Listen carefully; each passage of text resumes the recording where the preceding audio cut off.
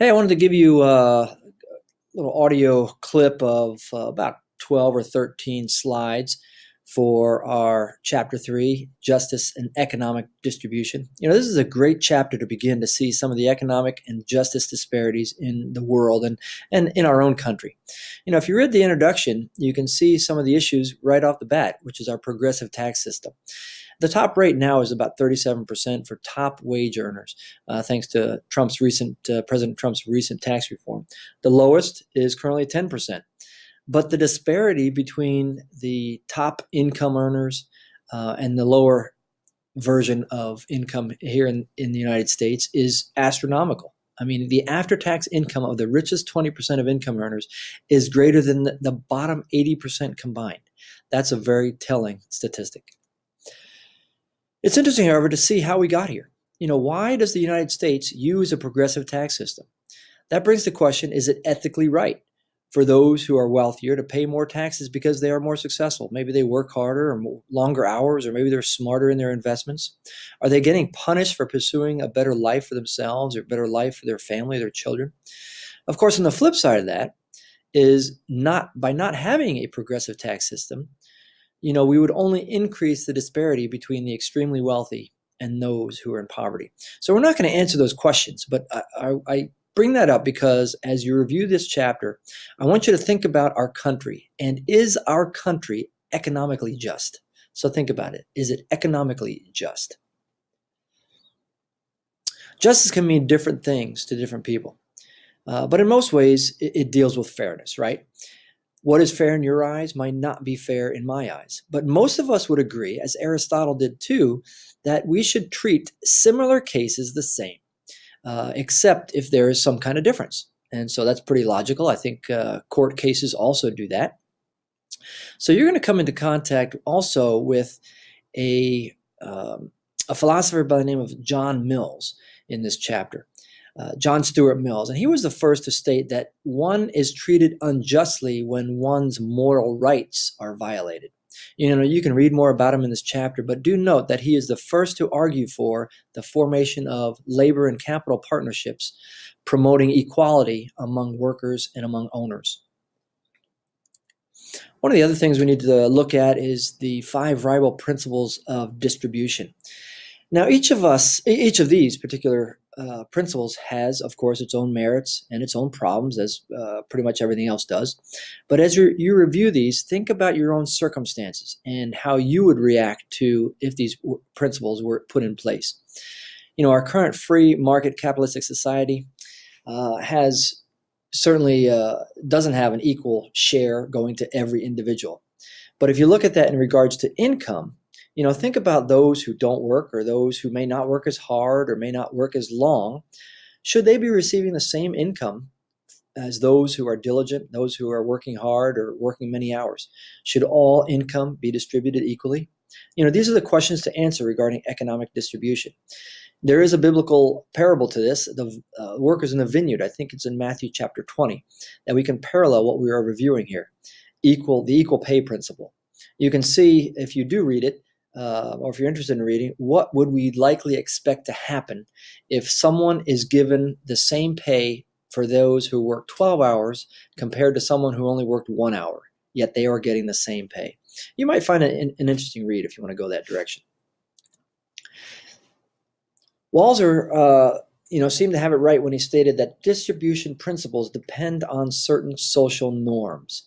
So again, think about these principles and in your own circumstances, as well as in the different cultures and different countries and different societies around the world. The challenge when applying these rival principles is that utilitarianism does not tell us which system is going to produce the most happiness. Of course, we have that expectation from utilitarianism in Chapter 2. It is largely dependent on society, economic ownership, authority, and established norms. For instance, regarding the progressive tax code, most of us do not even question this. We don't even question that the United States has a progressive tax code, that those who make the most are going to pay the most, because it's just become our norm. But there are other things to consider when we try to apply these principles with the utilitarian view. Let me introduce you to Nozick.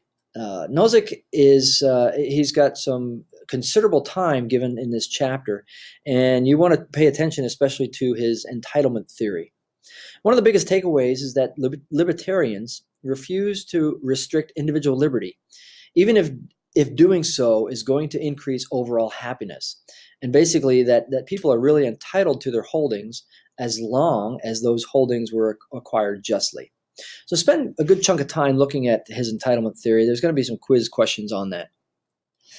Some of the things that to bring up, if you see a libertarian running in the next election, he or she is going to be against government influence, right? They want freedom, they want liberty, they want free markets, which means less government regulation. And I'm not sure how many government regulation policies or deregulation policies that Trump has put in place, but I know it's been considerable. He's trying, I don't know if he's a libertarian, of course he's stated as a Republican, but he is looking to free up regulation against small business, against large business, and to try to boost the economy in that way.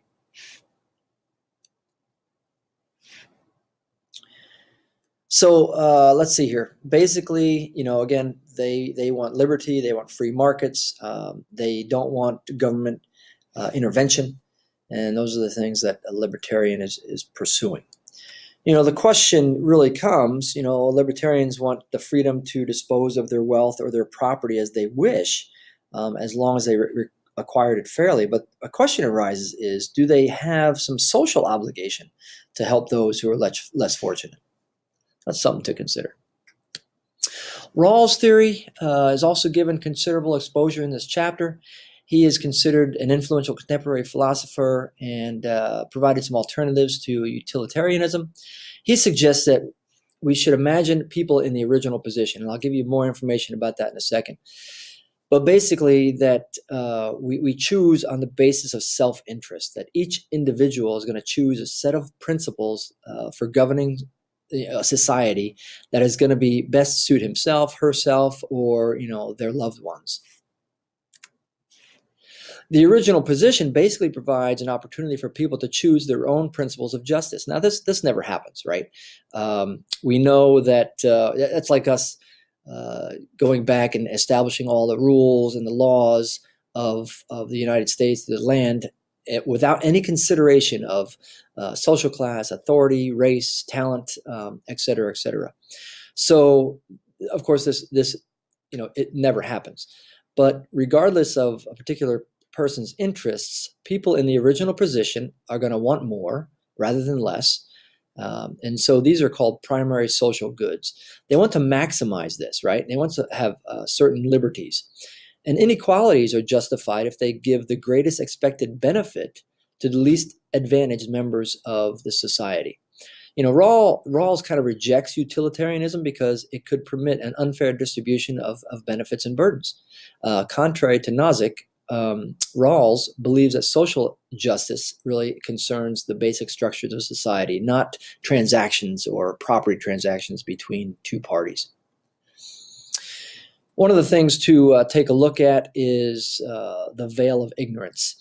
And basically what that means is that, well, we know that there are natural differences among human beings, right? We know that in the book it talked about Albert Einstein deserving to be blessed with an excellent mind, or maybe a top model being deserved to be blessed with natural beauty. Their attributes are simply the result of genetic lottery. But there is certainly nothing natural or inevitable about the weight that society, or that we as individuals, attach to those differences. For Rawls, he wanted to try to minimize that, to minimize the social consequences of those natural differences.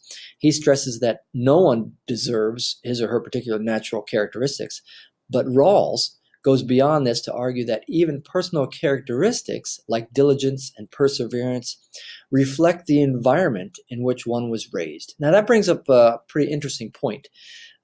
Basically because